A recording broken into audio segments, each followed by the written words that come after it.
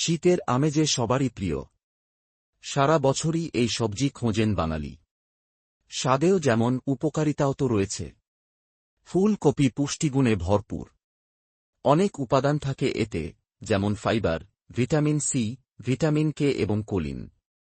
তবে সবার জন্য একেবারেই ভালো নয় ফুলকপি। কারা ভুলেও খাবেন না এই সবজি? জেনে নিন।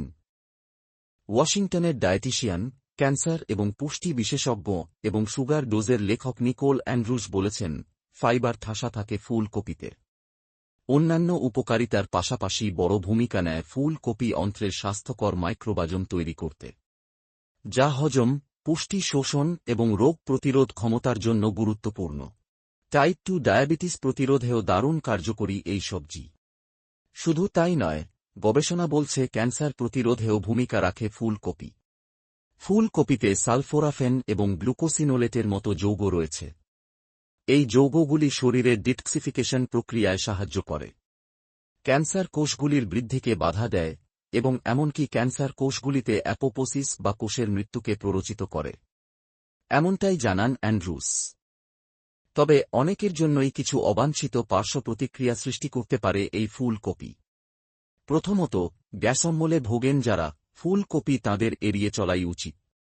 কারণ ফুলকপি খেলে গ্যাস হয়। কিডনি স্টোন বাড়ার ঝুঁকি থাকে ফুলকপি খেলে।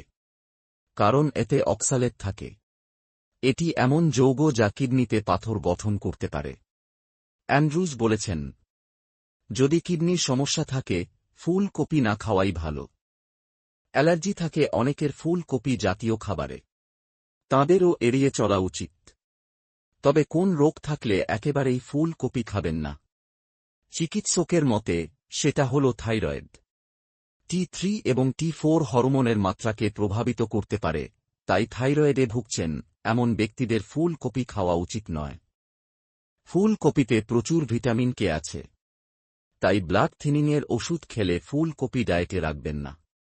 তাহলে রক্ত জমাট বেঁধে যাওয়ার সমস্যা দেখা দিতে পারে। ফুলকপিতে আয়োডিনের পরিমাণ কম, ফলে থাইরয়েড গ্রন্থির কার্যকারিতা কমিয়ে দেয়। যারা হাইপোথাইরয়েডিজম বা একই রকম সমস্যায় আক্রান্ত, তারা ফুলকপি খাবেন না।